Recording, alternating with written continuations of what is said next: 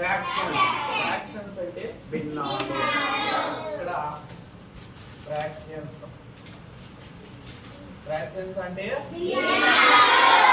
భిన్నాలు. ఇక్కడ భిన్నం ఇక్కడ భిన్నము అనగా అంటే ఒక మొత్తం భాగంలోని కొంత భాగాన్ని లేదా కొంత సమూహాన్ని మనము భిన్నము అంటాం అన్నమాట. ఇక్కడ భిన్నాల్లో చాలా రకాలు ఉన్నాయి. అంటే సజాతి భిన్నాలు, విజాతి భిన్నాలు, అంటే liked fraction,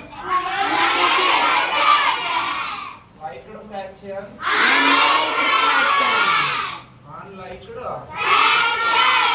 fraction. Next unit fraction.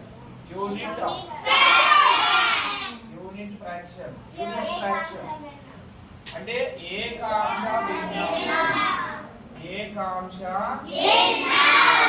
ఇక్కడ జాగ్రత్త వినాల. సజాతి భిన్నము, విజాతి భిన్నము, యూనిట్ భిన్నము అంటే ఏమంటే వినాలి. సజాతి భిన్నాలు అంటే లైక్డ్ ఫ్రాక్షన్.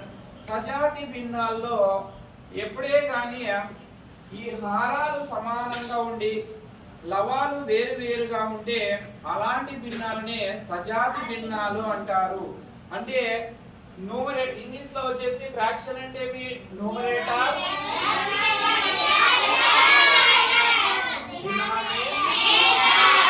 డినామినేటర్.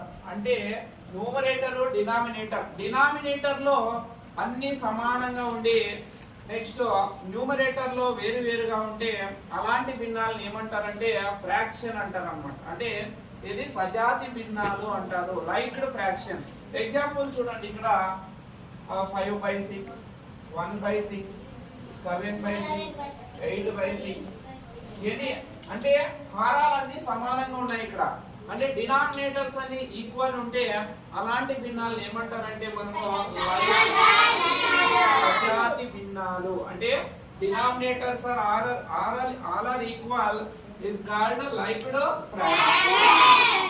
నెక్స్ట్ విజాతి భిన్నాలు అంటే హారాలు వేరు వేరుగా ఉన్న భిన్నాలను ఏమంటారు? విజాతి.